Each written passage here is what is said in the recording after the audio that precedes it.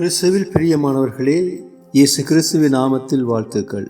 இன்னும் ஒரு தவ காலத்தை சந்திக்க கடவுளமை அழைத்தமைக்காக கடவுளை ஸ்தோத்தரிக்கின்றேன். இன்றைய நாளின் தவக்கால சிந்தனையாக செல்வருக்கு இறையாட்சியில் இடமில்லை. லூக்கா சுவிசேஷம் 18ஆம் அதிகாரம் 25ஆம் வசனம். செல்வர் இறையாட்சிக்கு உட்படுவது எவ்வளவு கடினம். இப்பகுதியில் வரும் செல்வருக்கு இறையாட்சிக்குள் பிரவேசிக்க தடையாக இருப்பது இவரது செல்வம் என்பதனை இயேசு குறிப்பிடுவதை இங்கு நாங்கள் காணலாம். பிரியமானவர்களே, நாம் செல்வராய் இருப்பதில் தவறில்லை. ஆனால் செல்வத்துக்கு அடிமையாக இருப்பதுதான் தவறு. இளமையில் இருந்து கடவுளின் கற்பனைகளை அறிந்த இவனுக்கு இறையாட்சி வாழ்வின் நிச்சயம் இவனுக்குள்ளே இல்லை. காரணம் அவனது செல்வம்.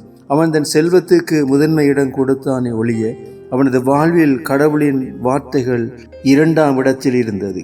அவன் தனது செல்வத்தால் ஏழைகளுக்கு இறங்காதவனாய் வாழ்ந்தான். ஆண்டவர் அவனை பார்த்து சொல்லுகிறார், உம்மிடத்தில் ஒரு குறை உண்டு. உமக்குள்ள யாவற்றையும் விற்று ஏழைகளுக்கு கொடும், அப்பொழுது விண்ணகத்தில் செல்வராய் இருப்பீர் என்றார். இதையே ஏழை லாசருவை கவனியாமல் போன செல்வர் பற்றி லூக்கா சுவிசேஷம் 16ஆம் அதிகாரம் 19ஆம் வசனத்தில் இருந்து 31ஆம் வசனம் வரை நாங்கள் அங்கு சொல்லியிருப்பதை நாங்கள் காணக்கூடியதாக இருக்கிறது. இந்த செல்வன் கடவுளுக்கு கொடுக்க வேண்டிய முதலிடத்தை தன் ஆஸ்திக்கு கொடுத்திருந்தான். உங்களில் ஐஸ்வர்யம் எங்கேயோ அங்கேதான் உங்கள் இருதயம் இருக்கும் என்று கடவுள் சொல்லுகிறார். இன்று இந்த தவக்காலத்தில் நாம் யாருக்கு முதன்மை இடம் கொடுக்கிறோம்? இந்நாளில் நம்மை ஆட்கொள்வது எது என்பதனை சிந்திக்க நாம் அழைக்கப்பட்டிருக்கிறோம். உலக ஐஸ்வர்யங்களை காட்டி இயேசுவை சோதித்த சாத்தானுக்கு இயேசு அளித்த பதிலை கடந்த வாரங்களிலே நாங்கள் தியானித்தோம். இலவசமாய் கிறிஸ்துவின் மூலம் கிடைக்கக்கூடிய இறைவாழ்வானது ஐஸ்வர்யத்தின் மீது நம்பிக்கை வைப்பவர்களுக்கு அது அரிதாகிறது.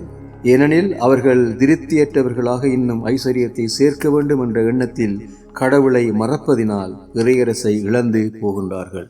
கடவுளுக்காய் நாம் இழந்தவைகளை கடவுள் தரும் இறையரசு வாழ்விலே பல மடங்கு அதிகமாக பெறுகிறோம். இவ்வுலகில் கடவுளுக்காய் பாடுபடுகிறவர்கள் மறுமையிலே அவரோடு ஆளுகை செய்வார்கள்.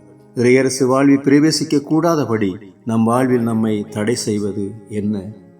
ஜெபம் செய்வோம்.